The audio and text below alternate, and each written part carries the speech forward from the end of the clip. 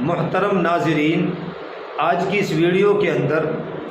اولیاء اللہ کے مجربات یعنی ان کے وظائف، جو اللہ کے خاص بندے، اللہ کے ولی، اللہ کے دوست ہوتے ہیں،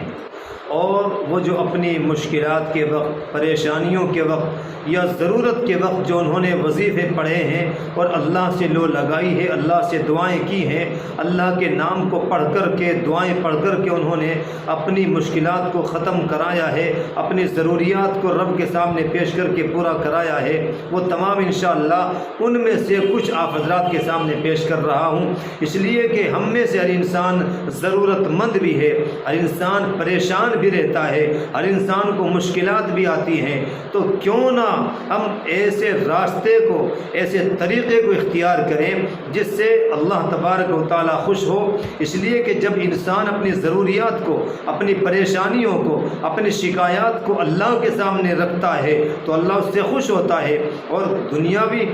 بندوں کا قانون، دنیا کے لوگوں کا قانون یہ ہے کہ اگر آپ کا کتنا بھی بہترین دوست ہے،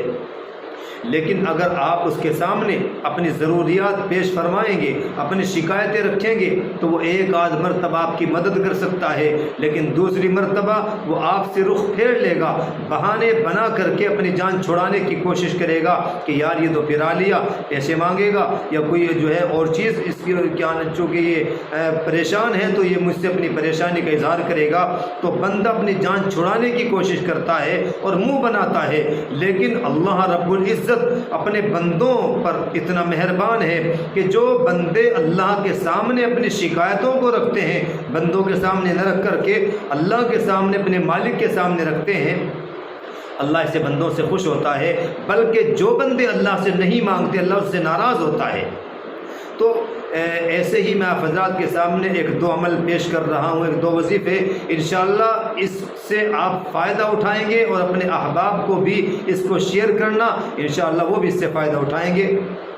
دیکھیے، اگر آپ کا کوئی خاص مقصد ہے، ہر انسان کا کچھ نہ کچھ مقصد ہوتا ہے، اس مقصد میں اگر آپ کو کامیابی حاصل کرنی ہے تو سب سے پہلے آپ کو وضو کرنا ہے۔ وضو کرنے کے بعد آپ کو قبلے کی طرف یعنی کعبے کی طرف کو منہ کر کے بیٹھ جانا ہے۔ اس کے بعد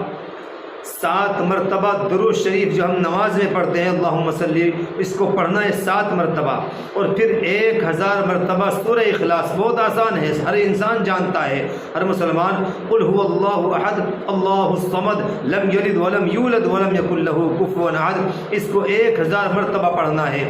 پہلی مرتبہ جب ہم پڑھیں گے اس سورت کو تو پہلی مرتبہ تو بسم اللہ سے پڑھیں گے، اس کے بعد جو 999 مرتبہ پڑھیں گے وہ بغیر بسم اللہ کے پڑھیں گے، اور آخر میں پھر 7 مرتبہ درود شریف پڑھنا ہے۔ اس کے بعد اللہ رب العزت کے سامنے اپنے مقصد کو رکھنا ہے اور اللہ سے دعا کرنی ہے۔ انشاءاللہ کیسا بھی آپ کا مقصد ہے، کامیابی آپ کو ضرور ملے گی، اور آپ جب تک آپ کا مقصد پورا نہ ہو آپ اس کو پڑھتے رہیں، انشاءاللہ آپ کا مقصد ضرور پورا ہوگا۔ اسی طریقے سے الحی القیوم، اس کو بعض بزرگوں نے اسم اعظم بھی کہا ہے، یعنی بہترین یہ وظیفہ ہے جو انسان کیسی بھی مشکلات کا شکار ہو، کٹھنائیاں ہوں، پریشانیاں ہوں، تو اگر اس کو ہر نماز کے بعد پڑھنے کا معمول بنا لے، تعداد کچھ نہیں ہے، کتنی بھی مرتبہ پڑھ سکتا ہے، 20 مرتبہ، 100 مرتبہ، 200 مرتبہ، جتنی مرضی چاہے پڑھ سکتا ہے، تو یاد رکھیے اس کے اتنے فائدے ہیں، اور اتنے فائدے ہیں کہ انسان سوچ بھی نہیں سکتا، قیاس بھی نہیں کر سکتا۔ اور کم سے کم یہ فائدہ ہے کہ اس کو پڑھنے والا زیادہ دن تک یا زیادہ دیر تک مشکلات کا شکار نہیں رہ سکتا، اور اس کی ضرورت پورا ہونے میں زیادہ دیر نہیں لگتی ہے۔ اسی طریقے سے اگر کوئی انسان روزانہ 70 مرتبہ